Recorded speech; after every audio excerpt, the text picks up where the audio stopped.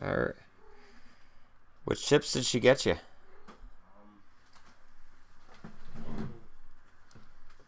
Ruffles Flamin' Hot. Yeah, that seems to be a staple of the States, is the Flamin' Hot chips.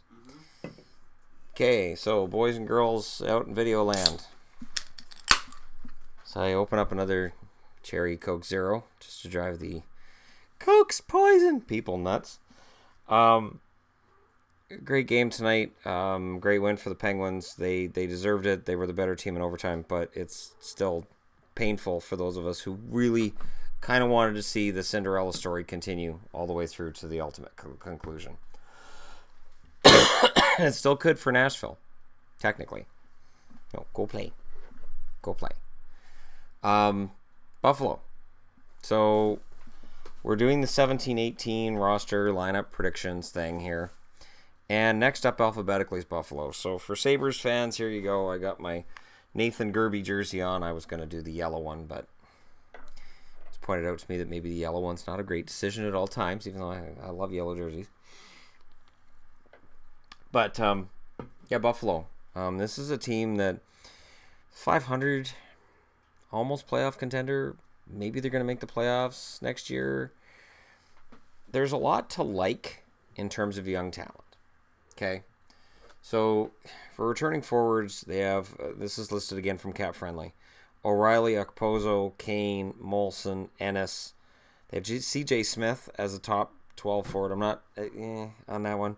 Eichel, Reinhart, Sean Malone was listed as well. Delorier, Carrier as well. RFAs, Foligno, Girgensons, and Larson. Girgensons isn't going to get a raise. Just throwing that out there. Foligno, he's going to get a half-decent contract. Not a great contract. He's not a scoring machine like Nick Foligno. And then in terms of most likely prospects to come up to play forward, I qualify Fashing, Baptiste, and Alex Nylander as the most likely. Nylander especially. I think Alex Nylander has the potential to come in and play big minutes, because Buffalo's problem is they don't have a lot of depth.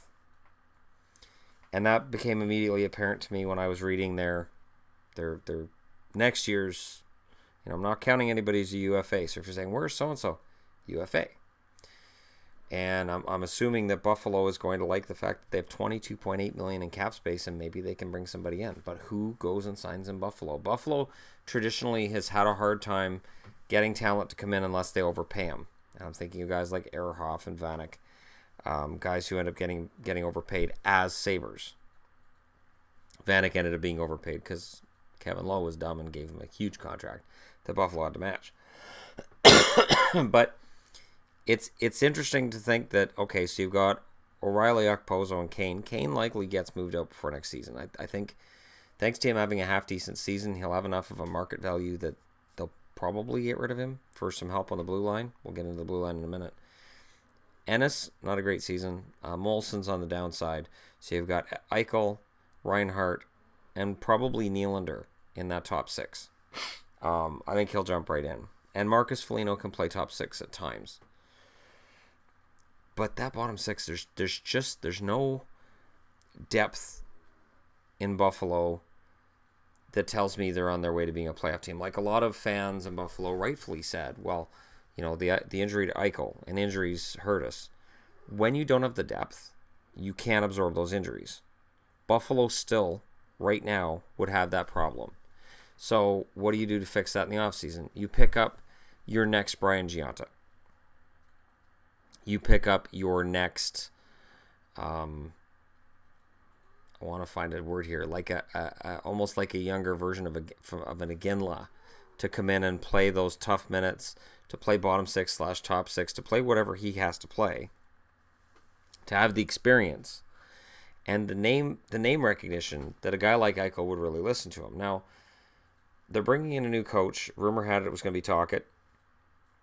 We won't know till Pittsburgh's done with the playoffs, and that won't be until the finals are over. So the longer this goes before being named, I think Tocchet makes the most sense, but they could definitely go a number of different directions with the coach.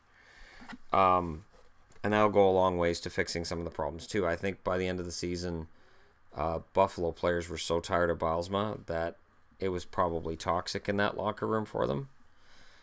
Speaking of toxic, this blue line, you got Ristolainen, Bogosian, Georges, McCabe, and Falk are all coming back. And then for depth guys, I've got Antipin, who signed as a free agent since the season ended, and Brandon Gooley as the most likely of their prospects to potentially make the team coming out of training camp. Antipin is old enough that he's not a pure prospect. I think they're hoping he does for them what Zaitsev did for Toronto. I think that's where they hope this ends up. Buffalo has on the blue line a lot of problems. They could use another top 4. I would say they could use 2 more in the top 6. And it's not easy to upgrade your defense without giving up prospects. And they've got a top 10 pick this year. Is that in play? Because they've got a lot of prospects. So would that pick be in play for, say, a decent top 6 defenseman, or maybe a forward that can do all these things I've been talking about? Maybe. And then in net, you've got Lehner, but you've got a restricted free agent in Ullmark, and no decision as to whether or not he's NHL ready, and a UFA in Nelson. And Nelson would be a good fit anywhere. Nelson showed that he can play in Buffalo. He showed that he play in Edmonton. I think Nelson may want to go somewhere that he could win. I could think maybe Chicago would make the most sense for him, but we'll see what happens there. Buffalo's one of those teams, though, that I look and I say, okay, $22.8 million in cap space. Who's going to take it? Who's going to take on this challenge? Is this something that Marleau and Thornton could say, well, San Jose doesn't want us back. Let's take a shot at saving the Buffalo Sabres. And it's a rough situation, too, because the Buffalo fan base hasn't had a lot to cheer for in football or hockey, certainly. And they want and deserve a winner. Buffalo absolutely wants and deserves a winner. This team, as it's built right now, is not that winner. They need that depth, and they really need to fix what's wrong with the blue line. I don't know where to start. I mean, Georges is older. Ristolainen is a very good defenseman, but Bogosian, he's a number 4 guy. He's not really a top 2. And McCabe and Falk are, again, good guys for further down the roster. They're not top 2 either. So getting a top 2 defenseman, it's hard to find them. I know, and people are going to say, what about PK Subban? You have to have a Shea Weber to pick up a PK Subban, which would mean Buffalo would have to part with Ristolainen to get a defenseman to play with Ristolainen, which doesn't make any sense. So you guys can let me know what you think in the comments below. Buffalo, what do they need to do? Who do they need to pick up? Who do you think they pick up? I'm not getting into who, because I don't have a clue who they're going to pick up. There's a number of guys they could pick up. But it's a crapshoot. I'm going to get more into the free agents and where I think they're going to go once we get closer to the end of June. Because then there'll be a better picture of where teams are going, because after the draft, the expansion draft, and all the moves have been made there, we'll have a better idea of who needs what, where the holes are still after the entry draft and the expansion draft.